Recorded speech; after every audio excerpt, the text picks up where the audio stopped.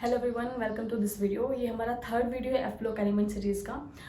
और इस वीडियो में हम डिस्कस करेंगे colour and spectra of lanthanoids, lanthanoid contraction के बारे में and separation methods of lanthanoids, कि हम लेंथेनॉइड्स को सेपरेट कैसे कर सकते हैं। एंड ट्रस्ट में हर पार्ट से क्वेश्चंस बनते हैं एग्जाम में, so you can't neglect anything. Okay, तो हम स्टार्ट करते हैं। ऑल्सो मैंने कल असाइनमेंट अपलोड किया था, first assignment of f block elements, Telegram channel में मैंने वो अपलोड किया था। So try to solve the assignment and tell me your score. मैंने कम्युनिटी पोस्ट अपलोड की थी, वहाँ पे अपना पोल में मुझे आपका आंसर बताएंगे कितने क्वेश्चन आप सोल्व कर पाए, ठीक है। और बाकी अगर आप कोई क्वेश्चन सोल्व कर नहीं पा रहे हैं, सो डोंट पैनिक। थर्ड और fourth, basically 4 videos I have planned in f block elements. उन 4 वीडियो में आपके सारे टॉपिक्स में कवर करा दूंगी एफ्लोक के। तो अगर अभी 2 वीडियो के बाद आप कोई 1-2 क्वेश्चन आपका रह जाए और आप सोल्व नहीं कर पा रहे, तो वो हम आप सारी वीडियोस देखने के बाद, जब 4 वीडियो अपलोड हो जाएंगे, उसके बाद आप सारे क्वेश्चन सोल्व कर पाएंगे। That's my guarantee to you guys. And अगर कुछ 1-2 टॉपिक्स बच भी जाते हैं, वो फिर मैं आपको क्वेश्चंस के थ्रू या फिर बाद में टेस्ट सीरीज आएगी उसके थ्रू वो सब चीज़ें समझाती चलूँगी, ठीक है। तो जो भी असाइनमेंट्स अपलोड होते हैं ना, please try to solve them on time, क्योंकि प्रैक्टिस नहीं करोगे तो कॉन्सेप्ट को अप्रोच करने में दिक्कत आएगी फिर। तो स्टार्ट करें आज का टॉपिक, ठीक है। तो सबसे पहले हम पढ़ते हैं लेंथेनॉइड कॉन्ट्रैक्शन। देखो नाम से ही दिख रहा है, कॉन्ट्रैक्शन मतलब कंजस्टेड होना या फिर कुछ श्रिंक होना, वो वाली फीलिंग आ रही है। लेंथेनॉइड मतलब कि हम लेंथेनॉइड की कॉन्ट्रैक्शन की बात कर रहे हैं, ठीक है। तो जब हम लेफ्ट टू राइट मूव करते हैं लेंथेनॉइड सीरीज में या फिर एक पीरियड में, तो क्या होता है, साइज जो होता है वो कम होता चला जाता है, साइज श्रिंक हो जाता है, साइज कॉन्ट्रैक्ट हो जाता है। इसी चीज़ को लेंथेनॉइड कॉन्ट्रैक्शन बोलते हैं। तो जैसे कि मैंने आपको एक लेंथेनॉइड सीरीज पूरी याद कराई थी, राइट। सिर पर नदी, पैर में समुद्र करके, जो मैंने एक समय याद किया था। तो ऐसे हम जाते हैं लेंथेनम से लुटेटियम तक, तो यहाँ पे क्या होता है, आपकी जो साइज है ना वो डिक्रीज होता चला जाता है, ठीक है। Size decreases as we move from left to right in a lanthanide series. अब इस साइज डिक्रीज होने के ना कुछ कॉन्सिक्वेंसेज होते हैं, कुछ रिजल्ट होते हैं और क्वेश्चंस उसी पे बनते हैं। तो क्या कॉन्सिक्वेंसेज है वो पढ़ लेते हैं। Consequences of lanthanoid contraction, first is melting point and boiling point decreases. जो आपका melting point and boiling point है वो डिक्रीज होता है as we move from left to right, okay. Second consequence is basicity decrease, very very important. Basicity decrease करती है, बिल्कुल याद कर लो इस चीज़ को, बिल्कुल माइंड में सेट कर लो। इंक्रीज नहीं होती है, डिक्रीज होती है। इसे इंक्रीज डिक्रीज में कंफ्यूज होके आप क्वेश्चन गलत करेंगे, तो वो नहीं करना है। तो basicity decreases as you move from left to right in lanthanoid series, ठीक है। Third consequence is 4D and 5D series have almost same properties. अब देखो, ये जिरकोनियम है, ये हॉफमन है, ये वैनेडियम है। ये 3D सीरीज का है आपका, ये 4D सीरीज का है, ये आपका 5D सीरीज का है, ओके। हमें पता है as you move down the group size increase होता है, because number of shells increases and as number of shells increases, तो आपका जो साइज है डाउन द ग्रुप वो क्या होता है, इंक्रीज होता है। तो सबसे छोटा v, फिर इसका साइज इससे बड़ा होगा, देन इसका साइज इससे भी बड़ा होगा। तो हम सोच रहे हैं कि एक ना हमें एक मतलब कि प्रॉपर इंक्रीमेंट ऑफ साइज देखने को मिलेगा जैसे हम जाएंगे यहाँ पे। लेकिन लेंथेनॉइड कॉन्ट्रैक्शन की वजह से होता क्या है, जैसे हम वैनेडियम से हम जिरकोनियम पे जाते हैं, तो हमें अच्छा खासा साइज में इंक्रीजमेंट देखने को मिलता है, क्योंकि यहाँ पे लेंथेनॉइड कॉन्ट्रैक्शन वाला कॉन्सेप्ट नहीं आता है। लेकिन जैसे हम जिरकोनियम से हॉफमन में जाते हैं ना, तो यहाँ पे क्या होता है, आपको अच्छा खासा इंक्रीमेंट देखने को नहीं मिलता। Now look at this periodic table. इसमें मैंने वैनेडियम दिया था वो 3D सीरीज में है, जिरकोनियम आपका 4D में एंड हॉफमन जो है 5D सीरीज में बिलोंग करता है, ठीक है। तो यहाँ पे आप देखो जो सीजियम का 55 है और बैरियम का 56 है यहाँ पे एटॉमिक नंबर। सो 56 के बाद डायरेक्टली 71 आ गए यहाँ पे, ठीक है। आप इस थर्ड पीरियड वाली सीरीज़ में देखो, जो यहाँ पे सीजियम वाली पीरियड में देखो, ठीक है। तो यहाँ पे क्या हुआ है ना कि बैरियम के बाद यहाँ पे 5D सीरीज में लुटेटियम आ गया, मीन्स 56 से डायरेक्टली 71 आ गया। तो बाकी के एलिमेंट्स कहाँ गए, बाकी के एलिमेंट्स नीचे ग्रीन सीरीज में लिखे हुए हैं, दैट आर एक्टेनोइड्स एंड लेंथेनोइड्स। तो जनरली होता है कि हम डाउन द ग्रुप जाते हैं तो साइज इंक्रीज होता है, तो ऐसा ही यहाँ पे भी होता है। जैसे हम 3D से 4D और 5D जाते हैं, वहाँ पे भी ऐसा साइज इंक्रीमेंट हमको देखने को मिलता। लेकिन 4D के बाद बीच में 5D आने से पहले लेंथेनोइड सीरीज आ जाती है। And because of that lanthanoid series के आ जाने से क्या होता है कि जो ग्रेजुअल आप इंक्रीमेंट सोच रहे थे कि बिल्कुल ऐसा प्रॉपर डायरेक्टली इंक्रीमेंट देखने को मिलेगा, वैसा नहीं होता है। लेंथेनॉइड कॉन्ट्रैक्शन में से क्या होता है कि हम 5D सीरीज़ का साइज़ तो इंक्रीज़ होता है, लेकिन इतना ज़्यादा वो साइज़ इंक्रीमेंट फील नहीं होता, क्योंकि लेंथेनॉइड की वजह से आपका 4D 5D सीरीज़ का फिर साइज़ है वो कंपेरेबल इक्वल सा हो जाता है। समझ में आया। तो ये पीरियोडिक टेबल को अगर आप थोड़ा इमेजिन कर पा रहे हो तो आई होप ये चीज़ समझ में आ गई होगी आपको। उसके उसके बाद ये वाला क्वेश्चन सोल्व करो। मैंने आपको एक क्वेश्चन दिया है, and tell me the order of basicity. इनमें से सबसे ज़्यादा बेसिक कौन सा होगा, सबसे ज़्यादा मोस्ट बेसिक कौन सा होगा, लिस्ट बेसिक कौन सा होगा, ये बताना है। अब मैंने आपको एक बात बोली है कि जैसे हम लेफ्ट टू राइट जाते हैं इन आवर लेंथेनाइड सीरीज, होता क्या है कि आपका जो बेसिसिटी है वो डिक्रीज करती है। तो ये वाला सबसे राइट में प्रेजेंट है तो ये लिस्ट बेसिक होगा, ओके, और ये वाला सबसे लेफ्ट में प्रेजेंट है तो ये मोस्ट बेसिक होगा। इस तरीके से आपको यहाँ पे ये बातें याद रखनी है। तो लेंथेनॉइड कॉन्ट्रैक्शन में कुछ भी, लेंथेनॉइड कॉन्ट्रैक्शन में कुछ भी ऐसा परेशान होने वाली बात नहीं है। Lanthanoid contraction is the contraction in the size of lanthanoids as you move from left to right, and ये उसके 3 कॉन्सिक्वेंसेज है कि melting point and boiling point भी डिक्रीज होता है, बेसिसिटी भी डिक्रीज होती है, and 4D and 5D series का ऑलमोस्ट सेम प्रॉपर्टीज होती है। ठीक है, अब पता है लेंथेनॉइड कॉन्ट्रैक्शन वैसे होता क्या है कि जो आपके लेंथेनॉइड्स होते हैं उनकी प्रॉपर्टीज में सिमिलर सी होती है, क्योंकि साइज में इतना डिफरेंस नहीं होता है। +3 ऑक्सीडेशन स्टेट शो करते हैं सारी, ठीक है, तो इनकी प्रॉपर्टीज में सिमिलर सी होती है। तो इनकी प्रॉपर्टीज बिकॉज सिमिलर सी हैं तो इनको सेपरेट करना भी थोड़ा डिफिकल्ट होता है। तो हमारे पास 4 मेथड्स हैं which we frequently use to separate lanthanoids from each other. तो उन 4 मेथड को डिस्कस करेंगे और उससे क्वेश्चंस बनते हैं। तो अच्छे आप ध्यान से समझते चलना और नोट्स बनाते चलना। Okay, so now we're gonna discuss the second topic of this video, that is separation of lanthanoids. So lanthanoids को separate करने के लिए हम ये 4 methods use करते हैं generally: fractional precipitation, complex formation, solvent extraction, and 4th is ion exchange method.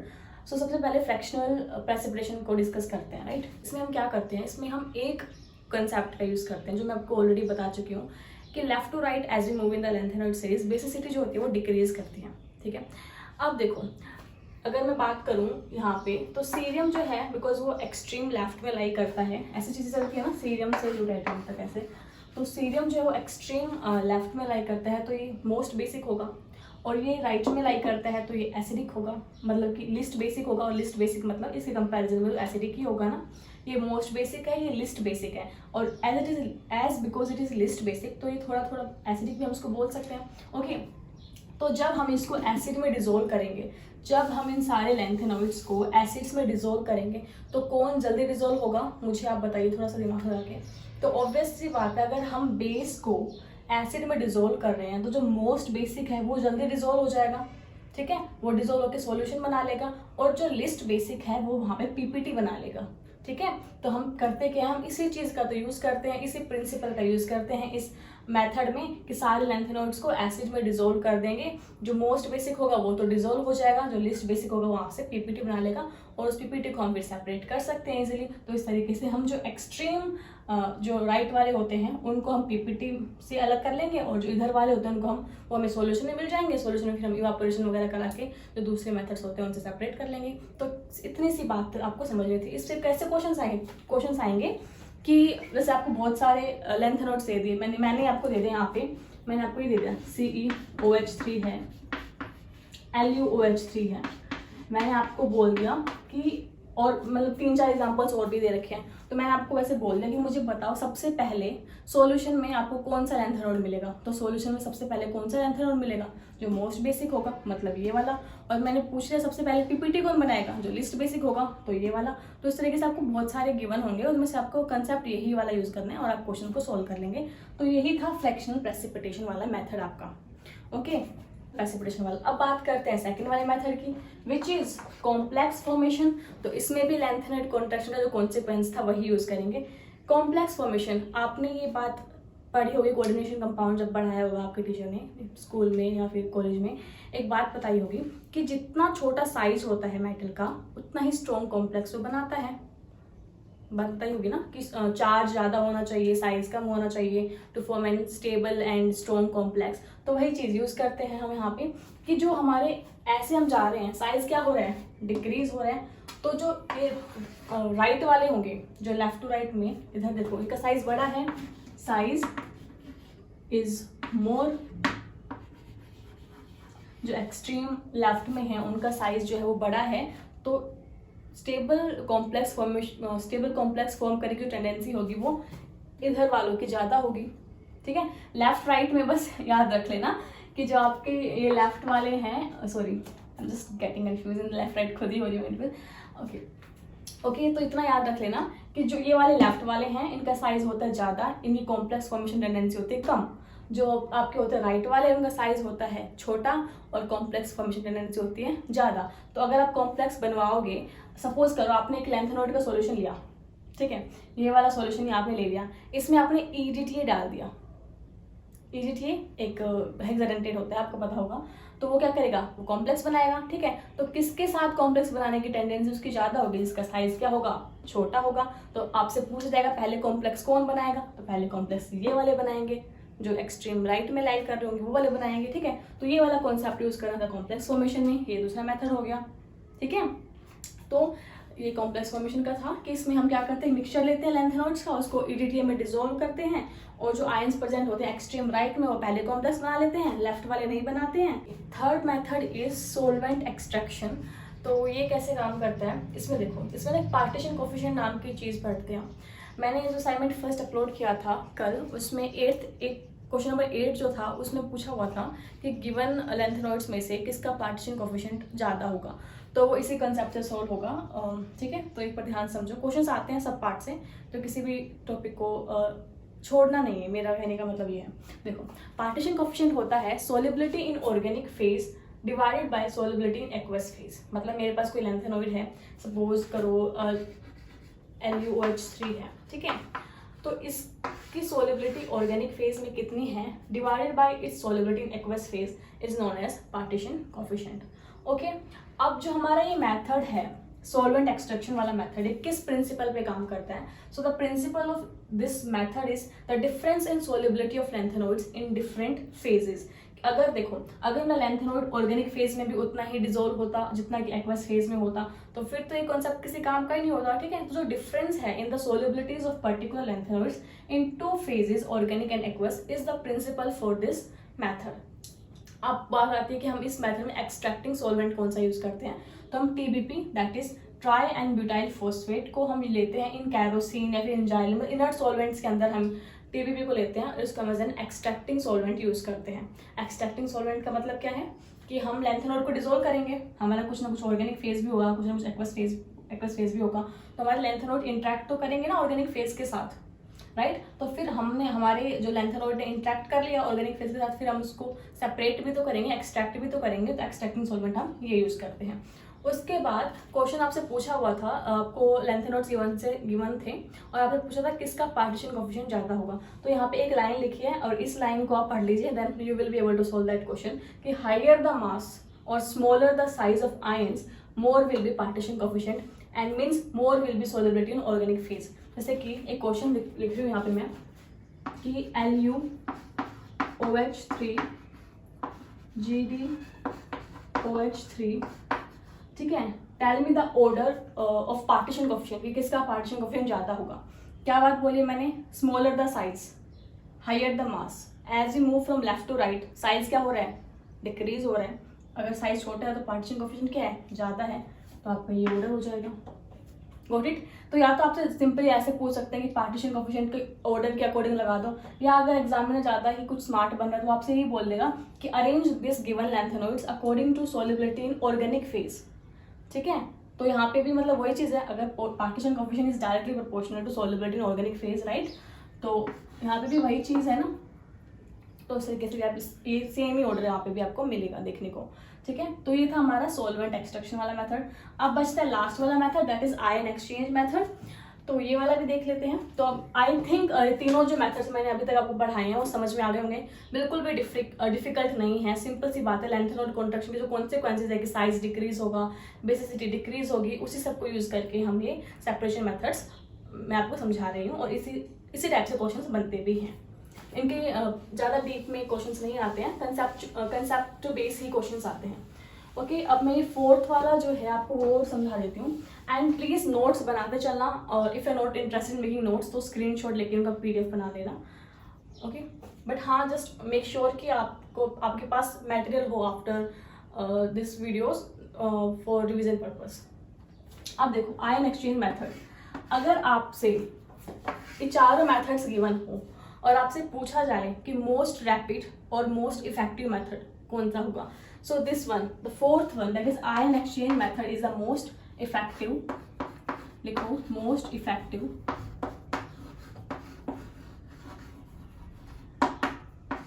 And most rapid.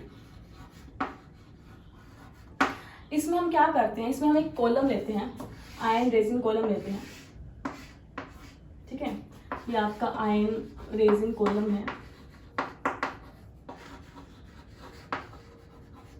ठीक है, और इसमें हम लैंथेनोइड्स का मिक्सचर को डालते हैं, ठीक है। तो कौन सा लैंथेनोइड आपका यहाँ पे रेजिन के साथ इंटरेक्ट कर लेगा और कौन सा डायरेक्टली नीचे आ जाएगा कॉलम में से, ये मेथड बेसिकली इस प्रिंसिपल पे बेस्ड है। यहाँ पे देखो, आप बोलोगे मैम LaOH3 हमारे पास एक तो, और एक हमारे पास LuOH3 है। मैंने बोला मुझे बताओ साइज किसका बड़ा होगा, तो आप बोलोगे मैम लेफ्ट टू राइट जाते हैं, हम लेफ्ट टू राइट जाते हैं तो साइज डिक्रीज होता है। इट मीन्स इसका साइज जो होगा वो क्या होगा, छोटा होगा, और इसका साइज जो होगा वो मैम क्या होगा, ज़्यादा होगा। तो आप बोलोगे मैम बिकॉज इसका साइज ज़्यादा है तो ये आ जाएगा नीचे और ये रेजिन के साथ इंटरेक्ट करके वहाँ पे कॉम्प्लेक्स लेयर कोई भी जो भी है इंटरेक्शन वहाँ पे हो जाएगी। लेकिन यहाँ पे ये है गलत। वाई दिस इज रॉन्ग, क्योंकि हम यहाँ पे आयन एक्सचेंज रेजिन में हम एक्वस लेते हैं, एक्वस सॉल्यूशन लेते हैं, तो यहाँ पे वाटर मॉलिक्यूल्स भी होते हैं, ठीक है। ये यहाँ पे ट्विस्ट प्लॉट था कि हम यहाँ पे एक्वस सॉल्यूशन लेते हैं तो यहाँ पे वाटर मॉलिक्यूल्स भी होते हैं। एंड बिकॉज यहाँ पे वाटर मॉलिक्यूल्स होते हैं तो आपने ये चीज़ आई थिंक इलेक्ट्रोकेमिस्ट्री में पढ़ी होगी कि जिसका साइज छोटा होता है उसका हाइड्रेटेड साइज बड़ा होता है, क्योंकि वाटर मॉलिक्यूल्स के साथ बहुत ज़्यादा आके इंटरेक्ट कर लेते हैं। तो यहाँ पे साइज छोटा है LuOH3 का, साइज छोटा है LuOH3 का बिकॉज ऑफ लैंथेनॉइड कॉन्ट्रैक्शन, मतलब बिकॉज इट इज़ सॉरी, तो यहाँ पे जो साइज है वो LuOH3 का छोटा है क्योंकि left to right size decrease करता है, लेकिन इसका हाइड्रेटेड साइज क्या होगा, बड़ा होगा। हाइड्रेटेड साइज जो है इसका वो बड़ा होगा, ठीक है, और इसका उल्टा हो जाएगा, यहाँ पे इसका हाइड्रेटेड साइज जो होगा वो इसका वो छोटा हो जाएगा। अब बिकॉज इसका हाइड्रेटेड साइज बड़ा है और यहाँ पे हम इसी को कंसिडर करेंगे बिकॉज हमने एक्वस सॉल्यूशन लिया है, तो नीचे कौन आएगा, LuOH3, ओके, और हमें ऊपर कौन सा मिलेगा, LaOH3, ये हमें ऊपर रेजिन के साथ मिलेगा। अब जो हमारे लैंथेनोइड्स होते हैं वो रेजिन के साथ इंटरेक्ट कर लेते हैं, इनको हम सेपरेट आउट भी तो करेंगे, तो उसके लिए हम यूज़ करते हैं इल्यूटिंग सॉल्वेंट। और इल्यूटिंग सॉल्वेंट में हम क्या लेते हैं, हम लेते हैं buffered solution of citric acid, ठीक है। तो ये हम बफर्ड सॉल्यूशन लेते हैं सिट्रिक एसिड का, और इसको हम अपने जो कॉम्प्लेक्स बना है रेजिन के साथ लैंथेनम का या फिर लैंथेनोइड्स का उसको रिएक्ट कराते हैं, और in this way this reaction takes place कि ठीक है, यहाँ से फिर आपको यहाँ पे अपना जो लैंथेनम है जो आपका ये है ये मिल जाता है और रेजिन यहाँ से अलग हो जाती है। उसके बाद ठीक है, इतना तो सेपरेशन ऑफ लैंथेनोइड्स में पढ़ना था। अब जो नेक्स्ट चीज हमको पढ़नी है that is this colour and spectra. Okay, आपने ट्रांजिशन एलिमेंट्स पढ़े होंगे, ट्रांजिशन एलिमेंट्स में डी ट्रांजिशन होता है, राइट। जैसे कि आपने ये देखा होगा, फेरस का ही देख लो, जैसे कि कोई ऑक्टाहेड्रल कॉम्प्लेक्स बना रहा है, आयरन Fe2+ में है, Fe2+ में उसकी कॉन्फिगरेशन क्या होगी, 3d6 4s2 ये होता है, राइट, 3d6 4s2। Fe2+ है तो यहाँ पे 2 इलेक्ट्रॉन्स गए तो d6 मतलब 6 इलेक्ट्रॉन्स है इसके पास, ठीक है। अब ये हो गया, अब आपको इस इलेक्ट्रॉन्स को ऊपर लेके जाना है, ठीक है। मैं इस एग्जांपल इस इलेक्ट्रॉन को ऊपर लेके जाती हूँ तो यहाँ पे आ जाएगा, राइट। तो ये स्पिन अलाउड भी है, स्पिन अलाउड, लेपोर्ट अलाउड, सारी चीज़ें कोऑर्डिनेशन में पढ़ाऊंगी मैं आपको, डोंट वरी। अब कोऑर्डिनेशन स्टार्ट F ब्लॉक के बाद एसिड बेस पढ़ेंगे, फिर कोऑर्डिनेशन पढ़ेंगे, ठीक है। तो यहाँ पे पता क्या होता है, जैसे कि जब हम डी ट्रांजिशन कराते हैं ना तो उसमें क्या होता है, स्पिन अलाउड होना चाहिए, स्पिन अलाउड होना चाहिए, राइट। तो यहाँ से ये जाएगा ऐसे और इधर चला गया तो स्पिन अलाउड है ना। हमारे यहाँ पे भी इलेक्ट्रॉन की स्पिन ऐसे ही थी, ऊपर यहाँ पे गए, यहाँ पे भी ऐसे ही प्रेजेंट है, तो स्पिन तो चेंज नहीं हुई। स्पिन कब चेंज होती है, जब यहाँ पे ऐसे होता और ऊपर जाके ऐसे हो जाता, तो ये होता स्पिन फॉरबिडन, बट यहाँ पे हमारी स्पिन अलाउड है, ठीक है।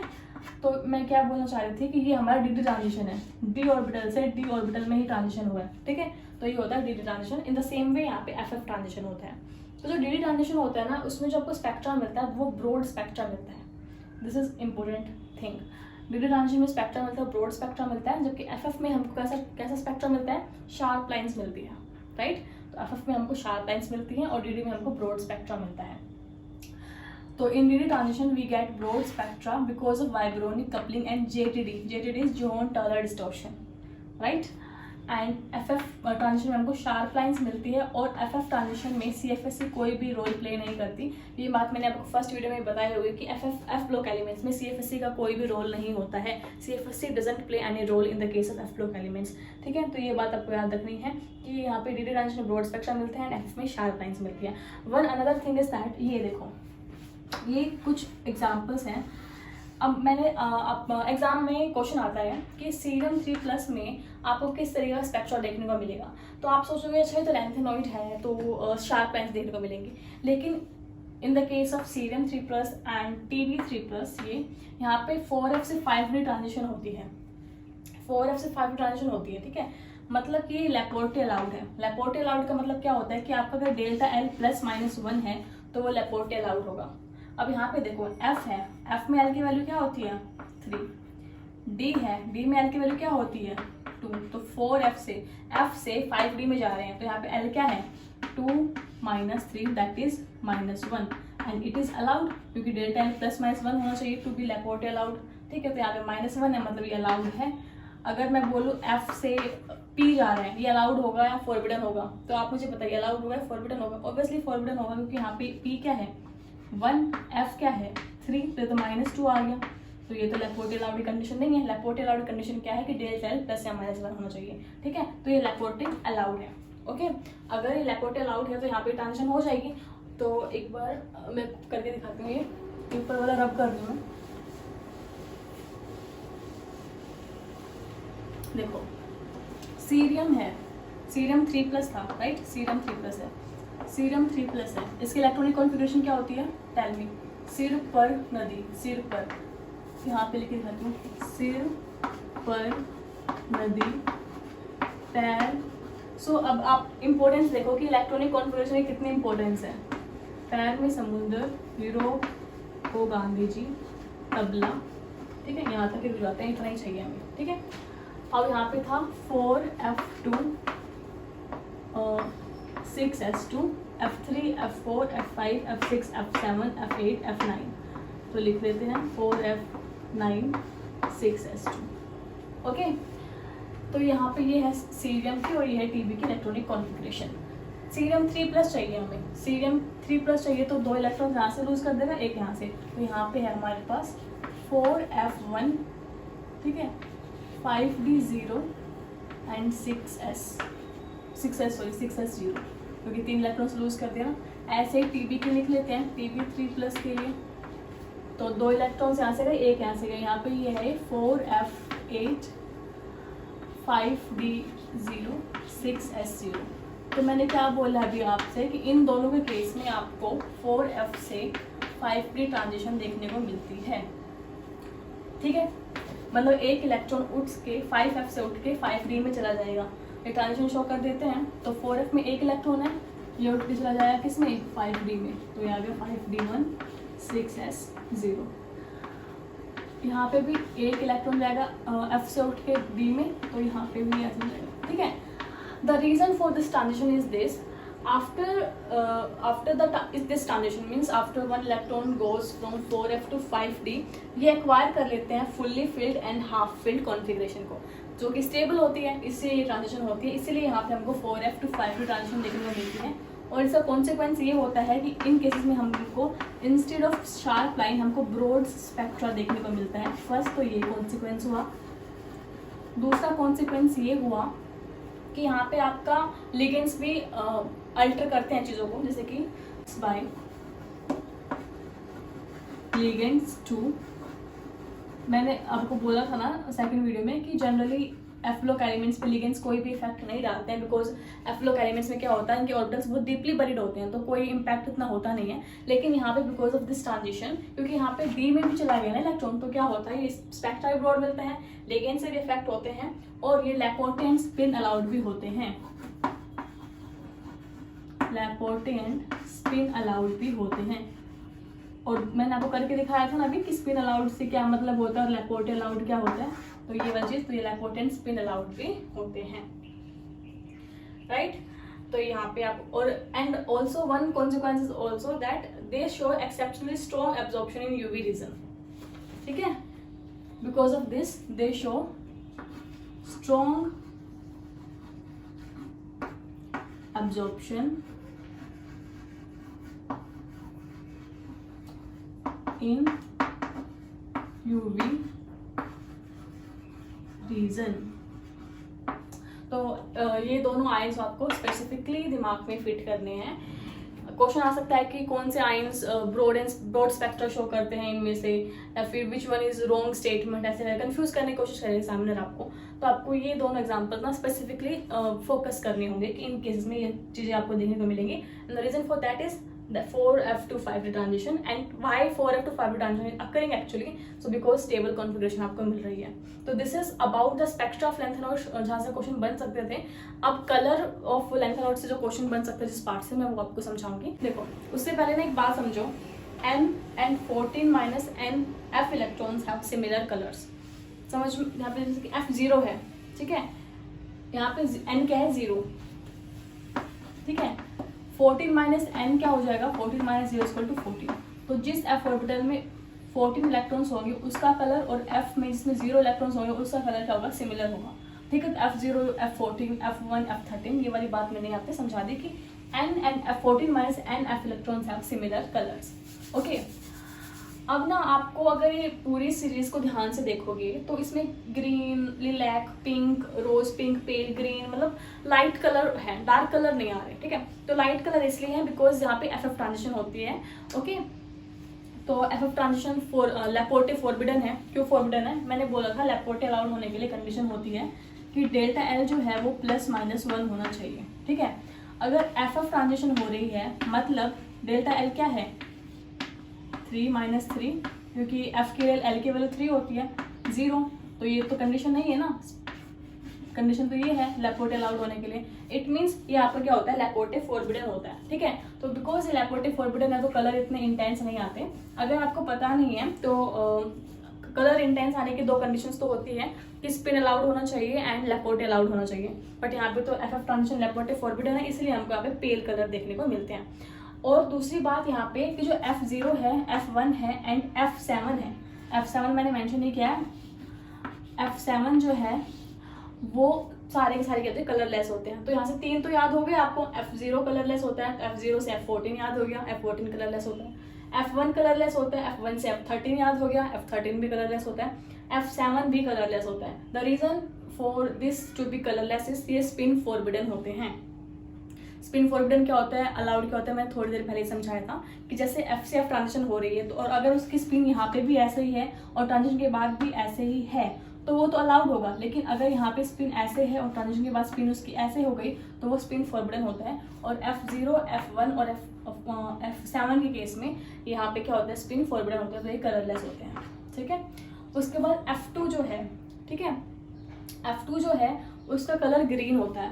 अब ये सारे कलर्स आपको याद करने पड़ेंगे, मतलब कि अगर सारे ना हो ना तो ये तो याद कर लेना, क्योंकि कई बार ऐसा होता है। एक बार क्वेश्चन इस तरीके से आया था कि आपको काफ़ी सारे कॉम्प्लेक्सेस गिवन थे और आपसे पूछा था कि कौन सा कलर शो करेगा। तो उनमें से 3 जो स्पीशीज थी उनमें एक में F0 था, F1 था, F14 इस तरह की स्पीशीज थी। तो पहले तो आपको देखना था कि F में कितने इलेक्ट्रॉन्स हैं। आपने देख लिया कितने इलेक्ट्रॉन्स F में, फिर अगर 14 है तो कलरलेस है, 1 है तो कलरलेस है, 0 तो कलरलेस है। एक स्पीशीज 11 या 10 मतलब कुछ भी हो सकते हैं जो कलर शो करेगी, तो इस तरीके से आपको आइडेंटिफाई करना होता है, ठीक है। इसको मैंने तो ऐसे याद किया था कि F2 जनरली जब फट्टू बोलते, इसको मैंने फट्टू से याद किया था, F2 फट्टू। और फट्टू बोलते हैं ना, एक इमोजी है ग्रीन कलर का सा व्हाट्सएप पे, मेरे को वो याद आता था तो उससे मैंने ग्रीन याद कर दिया था। फिर F2 याद हो गया था, उससे F12 याद हो गया था, पेल ग्रीन ऐसे, ठीक है। और F3 मैंने ऐसे याद किया था कि जनरली आप मूवीज़ में नहीं सुनते हो 3 मैजिकल वर्ड्स, 3 मैजिकल वर्ड्स आप किसी को बोलते हो तो उसके चेहरे पे लाली आ जाती है, ठीक है। और जब आप किसी को 3 मैजिकल वर्ड्स बोलने जाओगे तो रोज तो लेकर ही जाओगे, तो इस तरीके से मैंने लिलैक और रोज पिंक याद किया था। बाकी आप 2-3 बार इसको रिपीट करोगे ना तो बाकी याद हो जाएंगे, ठीक है। तो दिस इज व्हाट मैंने इस तरीके से निमोनिक्स से याद किया था। और मैं जनरली चीज़ें निमोनिक्स के थ्रू याद करती हूँ क्योंकि कन्फ्यूजन ना हो इसलिए, तो आप भी ऐसे याद कर सकते हैं, ठीक है। तो इस तरीके से आपको ये टेबल याद करनी है। उसके अलावा ये सीरियम 4+ एंड SM2+ पे ऑलरेडी प्रीवियस ईयर में क्वेश्चन आया हुआ है कि इनका कलर पूछा हुआ था कि सीरियम 4+ कलर शो करता है बिकॉज ऑफ व्हाट। तो यहाँ पे ligand to metal charge transfer होता है। देखो जब मैं आपको कोऑर्डिनेशन पढ़ाऊंगी ना तो वहाँ पे मैं आपको बताऊंगी कि कलर शो करता है कोई भी कॉम्प्लेक्स, तो उसके 3 से 4 रीजन होते हैं कि LMCT ligand to metal charge transfer, MLCT metal to ligand charge transfer, intravalence charge transfer, intraligand charge transfer, ये 3 से 4 चीज़ें होती हैं। Spin allowed and Laporte allowed वाला कॉन्सेप्ट समझाऊंगी, मोलर एब्जॉर्प्टिविटी, सारी चीज़ समझाऊंगी। कनेक्ट रहिए, आपको बिल्कुल सारी चीज़ें क्लियर होती जाएंगी, ठीक है। तो यहाँ पे सीरियम 4+ जो है ना, उसमें ligand to metal charge transfer होता है, मतलब लिगेंड से मेटल में इलेक्ट्रॉन जा रहे हैं, तो आप, और यहाँ पे क्या हो रहा है, मेटल से लिगेंड पे जा रहे हैं। तो ये कंफ्यूज ना हो इसके लिए एक बात याद रखो, सीरियम 4+ ऑक्सीडेशन स्टेट हाई है, मतलब इसने मुझे सारे इलेक्ट्रॉन्स ऑलमोस्ट दे ही दिए हैं, ठीक है। याद रखो, इसमें 4+ मतलब कि high oxidation state means it almost give a lot of electrons, उसने काफी सारे इलेक्ट्रॉन्स डोनेट कर दिए। अगर इसने इलेक्ट्रॉन डोनेट कर दिए तो ये खुद तो लिगेंड को दे ही नहीं सकता, इसके पास है ही नहीं, तो ये क्या करेगा, लेगा ही। इसके पास कमी है ना तो ये लेगा, आपके पास कमी होगी तभी आप लोगे ना, अगर आपके पास खूब भर की चीज़ है तो आप दोगे, तो इसके पास कमी है क्योंकि इसने पहले ही दे दिया बहुत सारे, तभी तो इसे इतना पॉजिटिव चार्ज आया, तो इसके पास कमी है तो ये लिगेंड से लेगा, तो यहाँ पे है ligand to metal charge transfer. और Sm2+ में ऑक्सीडेशन स्टेट कम है, इसके पास है सफिशिएंट इलेक्ट्रॉन, तो ये दे सकता है अभी, ठीक है, तो ये देगा तो metal to ligand charge transfer. ये बात तो यहाँ से समझ में आ गई। दूसरी बात, इनका कलर, इसका कलर होता है ब्लड रेड। ये कलर मैं इसलिए बता रही हूँ कि 2 से 3 बार जो है ना, इनका कलर रिपीट हुआ है, मतलब डायरेक्टली क्वेश्चन नहीं पूछा गया है, लेकिन MCQs के टाइप आते हैं ना, स्टेटमेंट बेस्ड क्वेश्चन आते हैं, और स्टेटमेंट बेस्ड क्वेश्चन आते हैं, अगर आपने प्रीवियस क्वेश्चन चेक किए नेट के, तो उसमें एक कंसेप्ट हुआ है यूज, तो मैंने इसको ऐसे याद किया था, सीरियम का कलर होता है ऑरेंज, और Sm2+ का होता है ब्लड रेड। तो इसमें कंफ्यूज ना हो, या तो आप जनरली वैसे ही याद कर लो, ठीक है। मैंने ऐसे याद किया था, सीरियम जब बोलते तो श्रीराम, सीरियम, मतलब थोड़ी सी वो साउंड टोन आ रही है ना, तो मैंने, और भगवा कलर तो श्री राम जी का कलर है, तो उस तरीके से मैंने सीरियम का ऑरेंज कलर याद किया था। एंड SM का मैंने ऐसे याद किया था कि मैंने एक वेब सीरीज देखी थी, उसमें कोई सैम कलर का किरदार था, कैरेक्टर था, SM को मैंने सैम से, वो वैम्पायर था, तो वैम्पायर्स को तो ब्लड की कितनी भूख होती है, राइट, उस तरीके से मैंने याद किया था कि सैम ब्लड रेड, उस वैम्पायर वाली चीज़ से मैं इसको रिलेट करके ऐसे, राइट। तो इस तरीके से ये आपको कलर्स याद हो गए होंगे। And this is all about this video. I hope आपको समझ में आई हुई चीज़ें, कंसेप्ट्स क्लियर हुए होंगे। एक लास्ट वीडियो बचती है F-block एलिमेंट्स की। आज इस वीडियो के बाद मैं एक असाइनमेंट नंबर 2 अपलोड करूँगी। Make sure to solve both the assignment जो मैंने अपलोड किए हैं। एंड उसके बाद 4th क्लास में अपना एक्टिनोइड्स पढ़ेंगे। After that I will upload all the assignments, like 3 से 4 असाइनमेंट्स में अपलोड करूँगी। तो try to solve all of this. And questions में अगर आपको दिक्कत आती है तो टेलीग्राम चैनल ज्वाइन कर लो सारे के सारे, और वहाँ पे डिस्कशन चैनल है एक, ठीक है, game of chemistry discussion channel, वहाँ पे डिस्कस करो, अपने क्वेश्चंस भेजो, आपस में सोल्व करो, एक फ्रेंडली जो कोडियल इन्वायरमेंट होता है वो क्रिएट करो। So yeah that's what I want to say right now, and thank you so much for watching. See you in the next video.